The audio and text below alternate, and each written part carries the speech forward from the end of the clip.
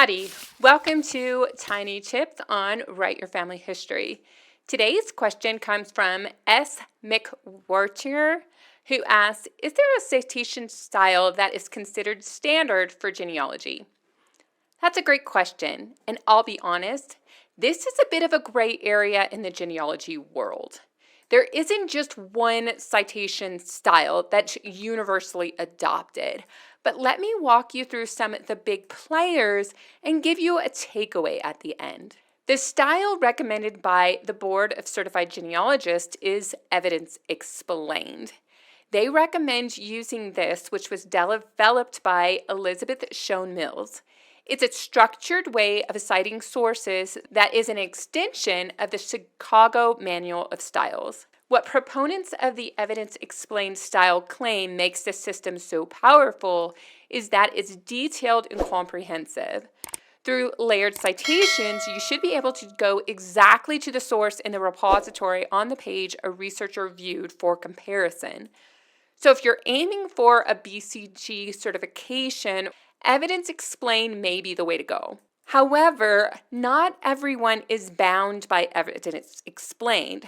For example, the International Commission for the Accreditation of Professional Genealogists, or ICAP-Gen for short, doesn't require a specific citation style, like Chicago, MLA, or evidence explained. Instead, they want applicants to choose any citation method, but here's the catch. You have to stick to it consistently. So you're free to pick a style that works for you. Just be sure to stay consistent throughout your work. And it gives you more flexibility, but it also means that you'll need to keep things organized. No switching styles halfway through your project. But did you know there are other citation styles? For example, the University of Strathclyde follows a Harvard style for writing, which is widely used in the UK. It's not exactly the same as what we use in the United States, but it's another option you can look into. There's no harm in exploring these styles to see which one makes sense for your family history project, especially if you're in a region where these styles are more common. So what's the takeaway here? It's actually simple. Pick a style and stick to it. That's the key. Whether you go with evidence style, Harvard, or another format, the most important thing is consistency.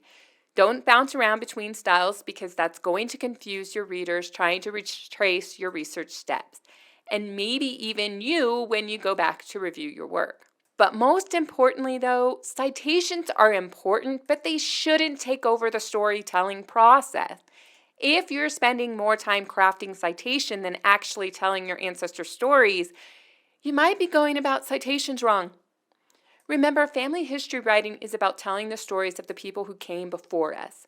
Citations are there to support the story, not overshadow it. So don't let citations bog you down. Get the narrative down first and then focus on citing your sources.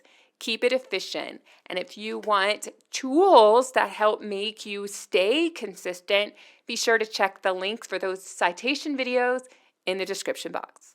Today's viewer mailbag is from Sarah. She said, I want to write meaningful stories, but I just don't know how. Well, let me give you a quick writing tip that will help you make your family history stories worth reading. If you want to write stories that matter, you've got to stop telling us and start showing us. Telling someone that a moment was meaningful doesn't actually make it feel meaningful. If you want your reader to care, you have to let them see it unfold. So let's borrow a story shared during a Roots Tech writing webinar. This story had heart, it really did, but one sentence stopped me in my tracks. Here it is. Tom had a dark blue 1946 Ford Super Deluxe. He'd often pick me up from junior high and take me home. Sounds fine, right? But it's telling us the facts, not letting us feel the moment. Watch how we rewrite it with just a few tweaks without adding anything dramatic. Often, Tom would give me a ride home after school in his dark blue 1946 Ford Super Deluxe. As we drove through the town in the long, heavy car with cracked leather seats and the soft rattle of the windows, He'd tell me about his high school classes, and I'd share the latest scoop from junior high. Now that's showing.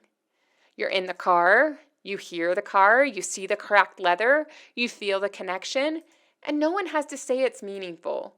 You felt it. Want to take a memory and really make it sing?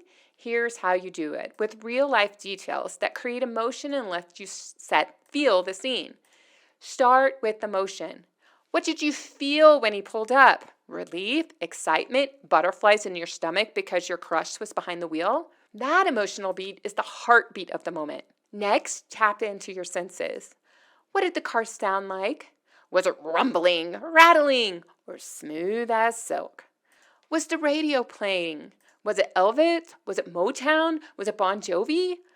Talk radio your brother made you listen to? And what about the smell? Did Tom show up straight from football practice with a gym bag and a whiff of sweat? Or maybe he wore sandalwood cologne that lingered after he dropped you off. Zoom in on the context. How far was the junior high from the high school? Was there a long line of cars every day, or did Tom sneak in through a back route? And if he picked you up often, how did you know? No cell phones, so did he promise at lunch? Did he schedule it the night before? Was it routine? You see how we're starting to make it more meaningful? Add just enough character backstory. What did your parents think about this relationship between a high schooler and a junior high kid? Also, what were the ages? What grade were you in? What grade was he in? Did he open the door for you when you got in or when you got out? Every one of these little moments adds texture and brings the memory to life. You don't have to use them all, but picking a few will turn a fact-based sentence in a full scene experience. And by adding that scenery and feelings, you make it memorable and meaningful. So today's tip, you don't need to write meaningful stories. You need to write real stories that let us walk through the moment with you. Show us what happened and let us decide what it means, because that's how a story sticks. Now drop your comments below if you ever caught yourself listing out facts instead of recreating the moment. Let's keep learning together, and don't forget to like, share, and subscribe if you're ready to turn meaningful stories into actual ones. See you next time. Thanks for watching. Please consider subscribing to this channel, and if you're ready for the next writing tip, check out this video right up there.